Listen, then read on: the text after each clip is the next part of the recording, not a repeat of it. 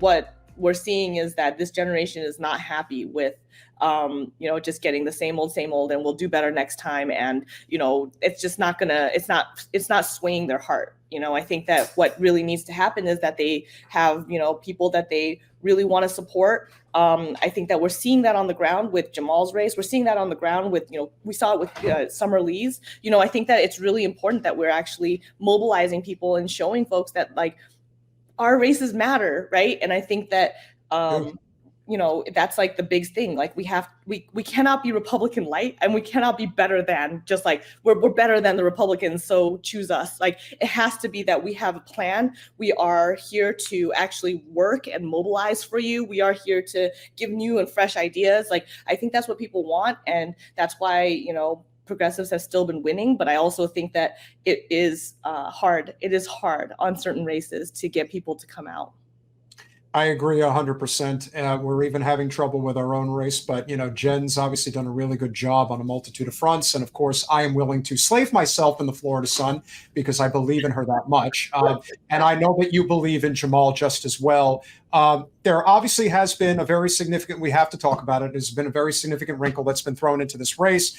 It's one thing to do what I perceive Mondaire Jones had done when you were running in the open primary seat back in 22. And what ultimately I think ended up happening, again, everyone could point the finger whatever direction they want, but it became pretty clear as the race was winding down that it was basically between you and current Representative Goldman, that was who ultimately was going to win this wide open primary race. And it became pretty clear once you basically opened up a 10-point lead over Mondaire Jones that it probably, for anyone who is in the progressive movement and obviously wants to advance what AOC has currently established in the Bronx and Queens throughout the city and have another representative who is not bought and paid for in a major cityscape like yours within that political system, to have that voice to combat the likes of Richie Torres and Hakeem Jeffries, for that to happen and for him to do what he did is one thing, but not having any short-term memory,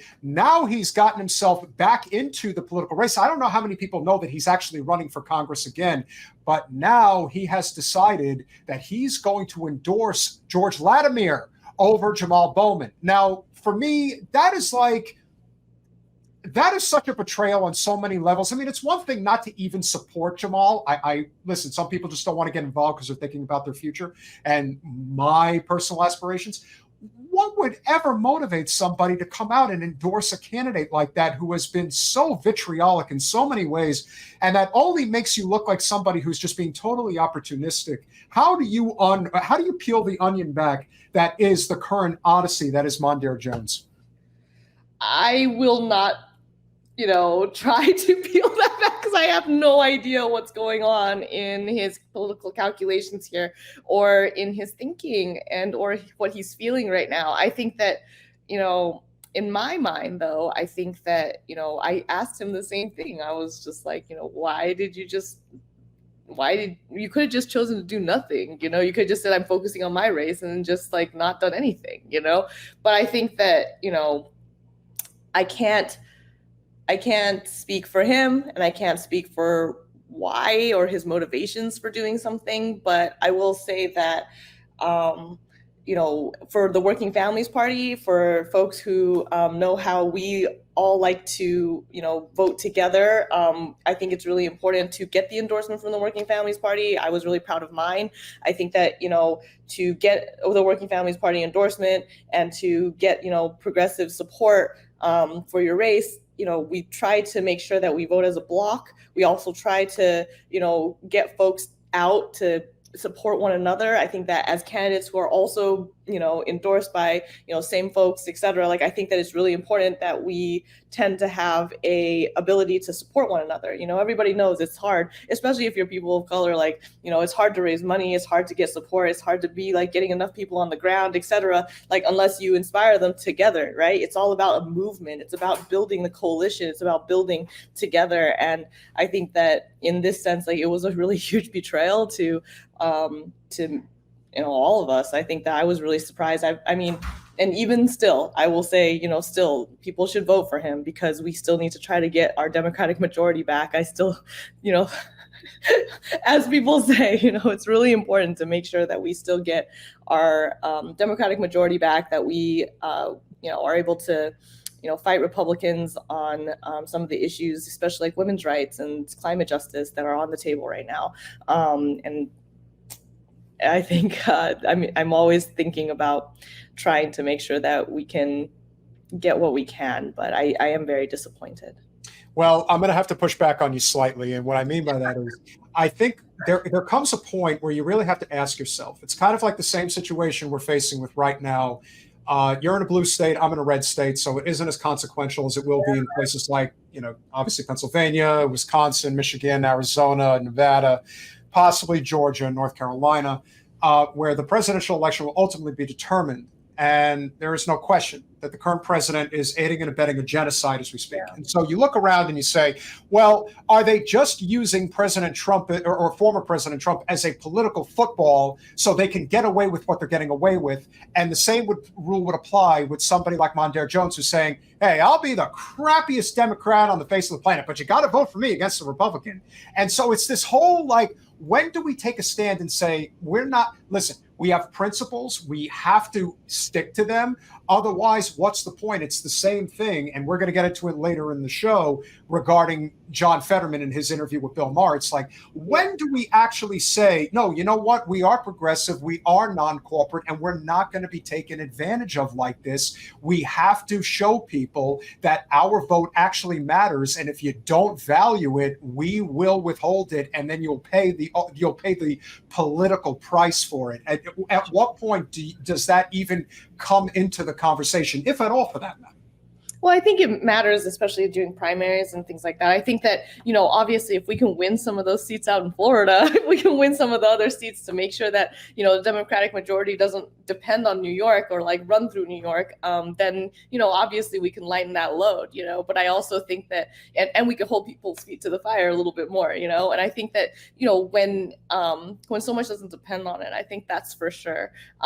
We definitely have flipped a lot of seats. Like, I mean, you saw the blue wave everywhere in America, right? We saw, like, even in Michigan, like we saw, there was for the first time in like almost like a whole generation and a half, they finally have a Senate majority. So I think that it's really important to see how the shifts have been, and yet, like in New York, like somehow in our very, very, very blue state, we were the ones who lost the majority for our House, and I think that, I mean, not for nothing, we definitely had certain races like the one that Mondaire gave up on, and that really kind of depended, we really needed to win those, right? We needed to win those Sure. seats, and I think that made it so that was a huge shift, and people made those decisions. And those decisions, I think, when it comes to Jay Jacobs and some of the history there, whether or not we actually fought really enough for the Democrats, the Democratic seats, and whether or not, Democrats as a whole, I will say that in our state, the establishment Democrats would rather have Republicans than progressive Democrats. And that's where I think the biggest harm is. Well, I would definitely say if there is a pinpoint piece of legislation that you are very familiar with that I think would have completely solidified the populist left progressive movement in the state of New York, of course, is the New York Health Act. We all know that there are a couple of representatives who are, I mean, listen, it's like anything. If it's not Kirsten Sinema, it's John Fetterman. If it was Joe Manchin, and so on and so forth, there's always going to be somebody who's going to stand in the way of the actual legislation to come through, because the truth is, it's easy to say that you support a legislative piece and then actually actively fight for it. And that is something that you have done. Somebody like your former colleague, amazing activist in New York as well. You got a couple of them. You've got Jabari Brisport, who's obviously done an amazing job. And Senator Rivera, I believe is his name, from New York, from the Bronx as well. Gustavo is an amazing guy. And so, it's great that fight is happening, but I also see where that shift in terms of like, well, look, if the Democrats ain't going to help me, I mean, what the hell? I mean, that happened with a lot of people voting for, Zellman against Hochul. So without further ado, we're going to have to ask, what is your plan? Because clearly you've got to have something in the works or something you're at least thinking about. And on top of that, the mental fortitude it takes to run for office multiple times, it is such a stressful experience to do. But I would imagine that there is at least something that you're potentially thinking about doing. I'm not saying you have to go run for governor, but hey, you never know. It might be a good idea. What are you thinking about potentially doing in the near future? Well, right now, I'm thinking about trying to make sure that we can get as many of our progressives elected. I know that that's like such a, No, it's true. I mean, yeah, that's what's in front of us right now. Yeah, I'm working my butt off trying to make sure that my colleagues who are amazing progressives who have stood up, like you said, who have fought hard for the things that, we wanted to see changed for a long time. I mean, I don't think that this is something that we are able to, stress enough.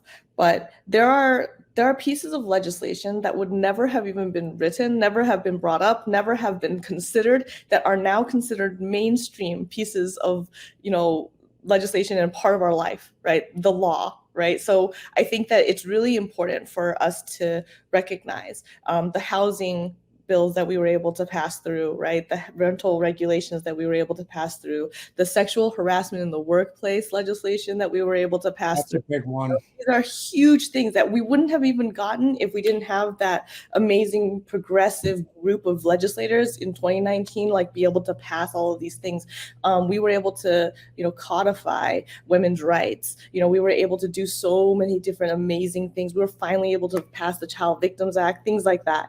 Decades had gone by without anybody passing certain things or looking at certain things. And it was really important for us to be able to do that. And we need to make sure that we keep a lot of these progressives in office. And that's what I'm working for. I'm trying to make sure that my colleagues can stay in office, that we're really kind of pivotal in making those things happen, right? The policies that we desperately need, like for myself, I often say this, and this is what happened a lot in the legislature. If I write a bill, I don't necessarily keep it to myself. I give it away a lot of times because I think that, what needs to happen is those bills need to pass. And I only get a certain number, right? And I think that it's really important that we pass those things. The credit's not important. What's important is that we actually have the policies that change our everyday lives. You are 1,000% correct about that. That is a huge problem in politics, as I'm sure you experienced up in Albany. There are a lot of egos as big as the Empire State Building. And for somebody who is as selfless as you are, this is what I try to stress to people, especially because one thing that I emphasize on this podcast constantly is the fact that progressives and libertarians have a lot of crossover, even though there are diametric differences in terms of economic philosophy. There is a lot of crossover, and a lot of times people just want to find reasons to not get along, to not break bread, and to not get these policies through. And what you end up with is that gridlock that is so bad. And then it becomes this whole, well, I don't want to support Yuh-Line's bill, but I'll support so-and-so's bill. And so, like you said, if they're the one that has to get the credit for it, so be it, as long as the legislation that's going to help the least of these is what's getting through.